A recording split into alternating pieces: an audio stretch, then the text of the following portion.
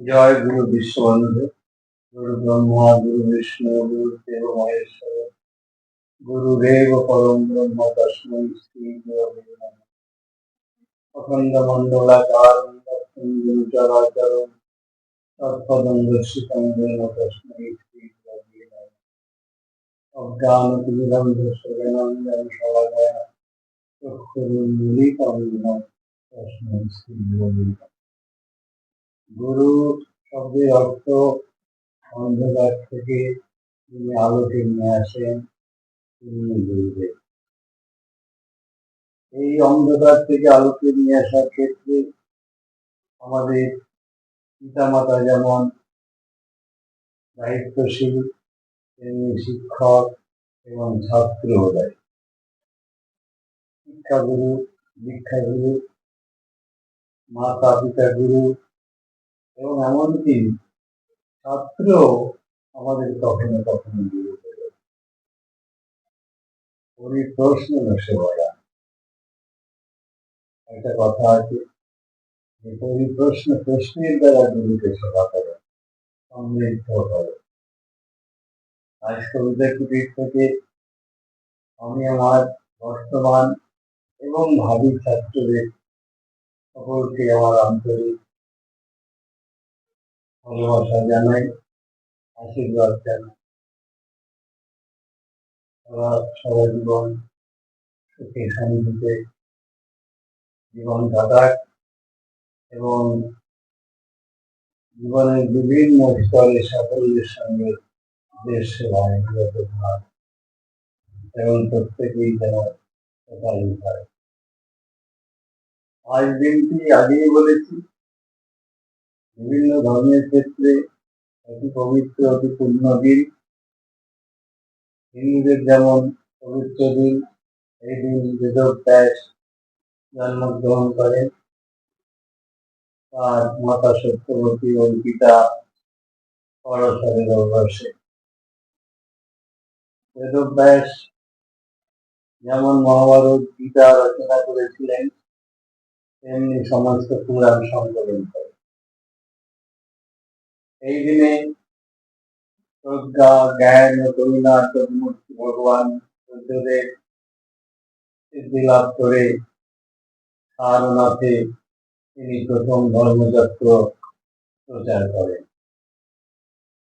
সে ২৫০০ বছর আগে এখনো সেই বৌদ্ধ ধর্মের সেই ধর্মচক্র সারা পৃথিবীতে শান্তি এবং স্বাচ্ছন্দ্য বানায়। আজ পূর্ণ গুরু পূর্ণিমা, আষাঢ় মাসের এই পূর্ণিমা খুবই পবিত্র। যতগুলো পূর্ণিমাকে আমরা বিশেষভাবে পালন করি, তার ভিতরে গুরু পূর্ণিমা অন্যতম। এই পূর্ণিমা সমগ্র ভারতবর্ষে পালিত হয়। হিন্দু, বৌদ্ধ, জৈন ইত্যাদি সমস্ত সম্প্রদায়ের মানুষ এই পূর্ণিমাকে অত্যন্ত পবিত্রভাবে পালন করে থাকে। এই পূর্ণিমায় উপবাস করা বিশেষ কর্তব্য এবং উপবাস করলে সর্বসিদ্ধি সার্থক হয়, তারা বৎসর ভালোভাবে কাটে। এবার বিশেষভাবে এই পূর্ণিমা গুরুত্বপূর্ণ, কেননা এবার পূর্ণিমার দিন গুরুবারও পড়েছে। গুরু পূর্ণিমায় যেমন হিন্দু বৌদ্ধদের পবিত্র দিন, তেমনি জৈন গুরুদেরও পবিত্র দিন, জৈন ভক্তদেরও পবিত্র দিন। তাদের গুরুগণ এই দিনে শ্রীনাথ গুহায় তারা ধর্ম উপদেশ দেন। সারা জীবন সুখ এবং সমৃদ্ধিতে যাতে তাদের ভক্তগণ বেঁচে থাকতে পারে, তার উপদেশ তারা এই দিনে দেন। এই জন্য জৈন, বৌদ্ধ, হিন্দু সকলের কাছে এই দিন ছিল।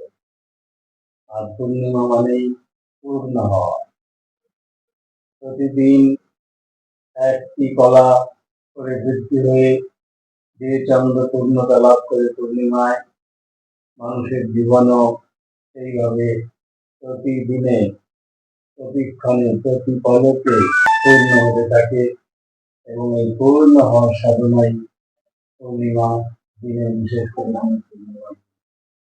আমি আজ আমার সকল ছাত্র বন্ধু, সকল ভক্ত, সকল মানুষকে এই দিন প্রতিপালনের জন্য বিশেষভাবে আহ্বান জানাই।